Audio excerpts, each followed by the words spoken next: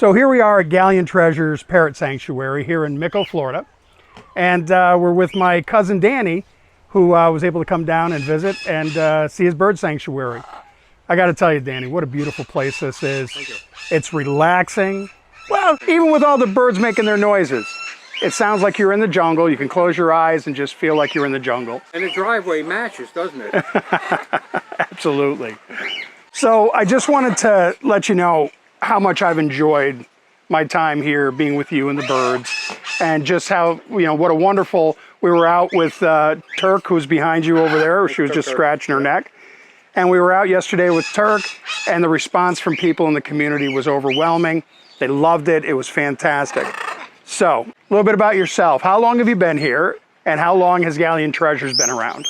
I've been here for close to 30 years in Florida. This is kind of my niche here, this area, the Sebastian area, the Micco area. This is kind of my niche. There's other reasons we'll get there. Galleon Treasures, we're going in our 8th year now.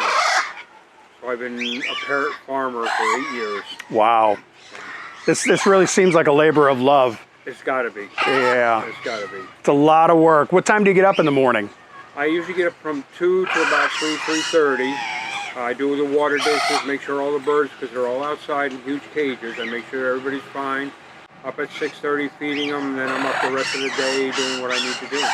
That's fantastic. Fantastic. Do you get a lot of visitors here? Not so much during COVID, I'm sure. Yeah. No, we're kind of closed to the public right now due to COVID.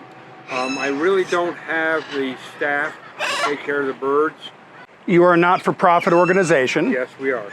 And you have your website, which is? Galleon Treasures, ParrotSanctuary.com. So Galleon Treasures is a not-for-profit organization, and you work mostly off of donations, the generous kindness of the public to keep this place going, right? Yes, I do. All right. Due to the COVID, though, we are way down and behind in a little bit in donations. Okay. So, all right. It's a labor of love. Well, hear that? If you're able to give. All of these birds were given and donated to the sanctuary. And how many birds do you have approximately right now? We've got about 200 parrots here right now. We've got more coming in. A lot of them are ex-breeders, or they're at the age where they become too nippy or too aggressive for owners. So I end up taking them to give them a retirement home. I don't rehome birds. This is their forever home. They will not make good pets, you know, or companions, because most are aggressive. Right, right. Now we have 3 birds here. Yes. If you want to tell us a little bit about each one, okay, that would be wonderful. All right. Keys came from a broken family divorce. The husband couldn't have her. The wife took her to California. Took Keys to California here. Didn't want her after 2 months. Sent her back. So she spent 2 years in a facility, a bird store for sale, underneath the counter. And when I got her, she was unhandleable, but now she's a, come here baby, step up. Very handleable, does her tricks, does tricks. So, took a little bit of work to get her there. That puts a new definition on a feather hat. Yes, it's a Jimmy Buffett parrot head. Absolutely. Then we got Turk here. Up, come on, step up. This is Turk. I got her from a lady who couldn't handle her. She's got 3 other birds. Said if she was a biter and a screamer. She's a total love bug. She just loves to be held and scratched and tickled under the wing and whatnot. So that's Turk. And Turk goes with pretty much wherever I go. I take her with me. Yes. She's a great ambassador for the sanctuary. Behind me is a new addition.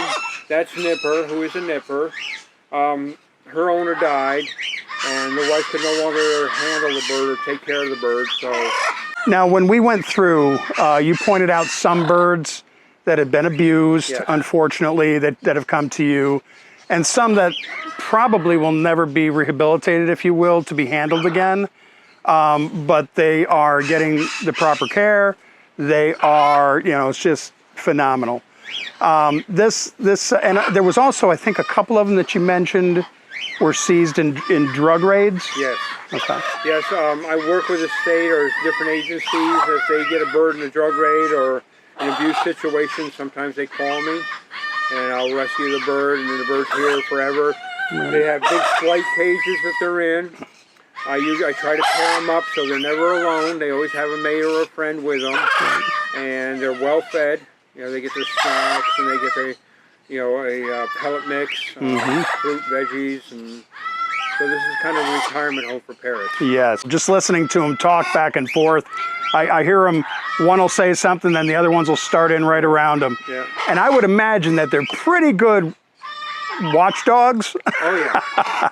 We have, you know, had some problems on the property. And if somebody comes at night and they're not supposed to be here, they will sound an alarm. I live on the property, I'm up and I'm out the door looking to see who's on it and what's happening. And they're great watchdogs.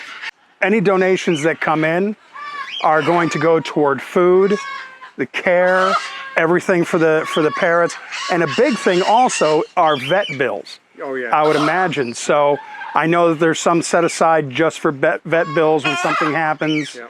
And of course that's a big part of it. So it is, and that's the hardest part, is meeting the cost of, you know, the doctor, you know, the veterinarian costs. You know, I won't say they're astronomical, but for exotic animals, it's astronomical. Yeah.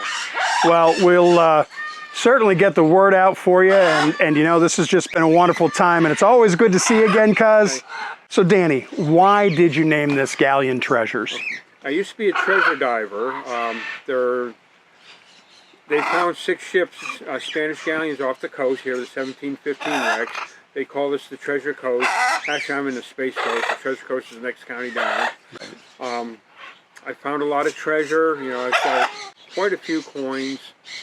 And one of the things that they used to take over to Spain were parrots.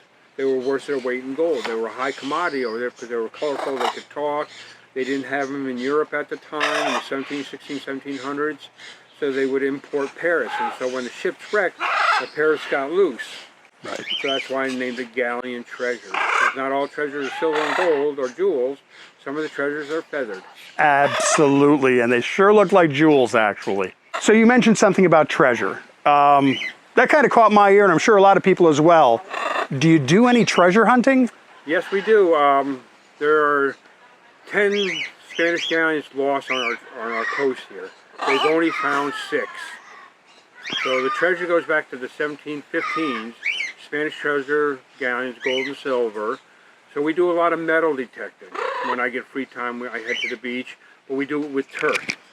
And she rides to the end of the metal detector, and I've got probably around 10 metal detectors that I loan out. You know, I'll meet folks, kids, whatever, on the beach who want to go metal detecting for a while. I take them to where I think the hot spots are, and we'll spend a half a day or a couple hours on the beach, and we metal detect. And you can reach me at my number, 321-794-0727. It's a good way to get out to the beach, get out some sun. Instead of just sitting there and watching the waves, you become, and if you find a piece of treasure, you never know.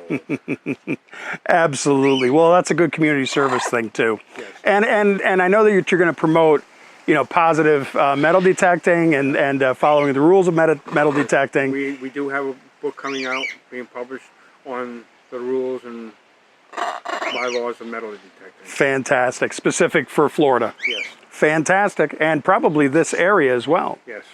All right. Well, thanks, Danny. I wish you luck in that endeavor. And, you know, hey, metal detecting, treasure hunting. With Turk. With Turk.